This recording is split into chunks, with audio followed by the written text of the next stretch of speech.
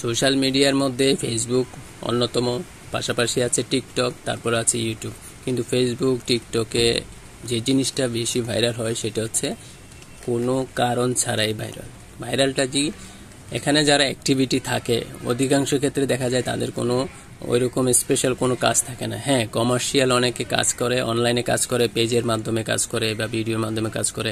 Commercial যারা বিক্রি কেনা বেচে কাজ করে তারা ব্যতীত অন্যান্য যারা আছে তাদের অধিকাংশই আসলে কোন উদ্দেশ্যে এখানে সময় কাটাচ্ছে সেটা নিজেরা জানে না। অনেক সময় দেখা যায় আমাদেরও এরকম হয়, আমরাও ঘন্টার পর ঘন্টা মানে দিনের পর দিন খালি সময়ই দিচ্ছি সোশ্যাল মিডিয়াতে, কিন্তু আদৌ কোন উদ্দেশ্যে দিচ্ছি সেটাও জানি না।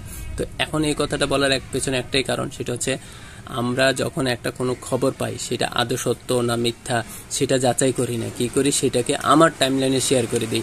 এবং শেয়ার তো করি এবং সেটা যে আসলে সত্যি সেইভাবে জোর দাবিও করে প্রচার করছি, পরবর্তীতে দেখা গেল সেটা একটা গুজবে পরিণত হলো। যেমন সম্প্রতি একটা বিষয় ছড়াচ্ছে, ডক্টর মোহাম্মদ ইউনূস নাকি বলেছেন যে সকল মসজিদ এবং মাদ্রাসার কারেন্ট বিল ফ্রি। এখন আরেক দল প্রশ্ন করছে, মসজিদ মাদ্রাসা যদি ফ্রি পায় কারেন্ট, তাহলে মন্দির, গির্জা, প্যাগোডা বা অন্যান্য ধর্মীয় প্রতিষ্ঠানগুলো কি দোষ করলো? আবার অনেকে এখানে কমেন্টও করছে যে এটা গুজব। তো দেখুন, কে বলছে গুজব, কে বলছে সত্য। তো সত্য মিথ্যার আড়ালে দেখা গেল যে যারা এসব ব্যাপারে কিছুই জানে না তারা এটাকে সত্য বলে বিশ্বাস করে নিবে।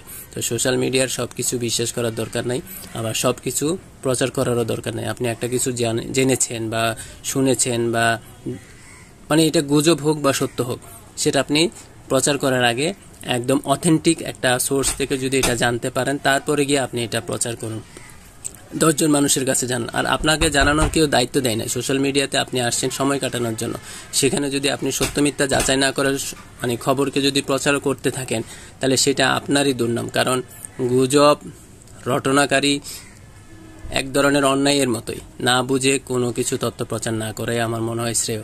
আজকে হয়তো ডক্টর মোহাম্মদ ইউনূসের এই যে বিদ্যুৎ বিল মানে মওকুফ করে দেওয়ার হয়, এটা হয়তো একটা সাদামাটা মনে হবে, কিন্তু অনেক ক্ষেত্রে দেখা যায় একটা মানুষের কোনো তথ্য থাকতে পারে বা খবর থাকতে পারে যেটা আদৌ সত্য না মিথ্যা। যেমন কোনো মানুষকে দেখা যায় জীবিত মানুষ, কিন্তু বলা যাচ্ছে যে সে মারা গেছে। তো প্রচার হয়ে গেলে দেখা যাবে সে নিজেও জানে না সে যে মারা গেছে।